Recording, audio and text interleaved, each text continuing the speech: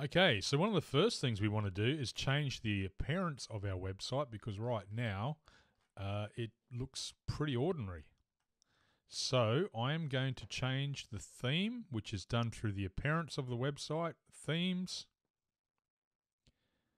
Right now it is telling us that we are using, this is the active theme, is the 2015. By default, WordPress comes with a couple of themes already installed. That's 2015, 2014 and 2013, which we can change. I am going to just change it over to 2013, so I will highlight this one and activate it.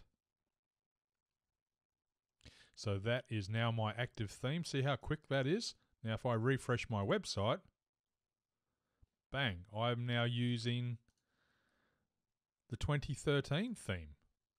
And as you can see, I've got the Brent Price test website. I've got a sample page. I've got the Hello World, which is my first posting. Sample page is a page. That's what a page would look like. Let's go in and add another page. So in the admin area, if I go to pages, as you can see, I've already got sample page, which is the one it's given me. I can add a new page.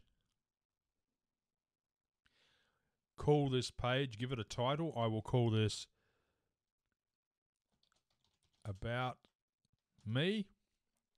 And then I'll type in here, I'll type some text, and this is the About Me page. I hope you like it.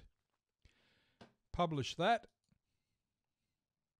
When I come back to my website, refresh it, it's now added that page as well. So here's the About Me page, which says About Me, which of course was the title. This is the About Me page. I hope you like it, which is the text that we've added to it. How simple is that? Very, very easy. And I can obviously add as many pages as I like. When I'm on the website, to click on the top text here takes me back to the home page, which by default starts displaying my blog posts.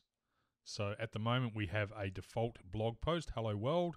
If we want to add another post, a blog post, we click on Post. And we want to add a new post. As you can see, the Hello World post, which is the only one here, is already here.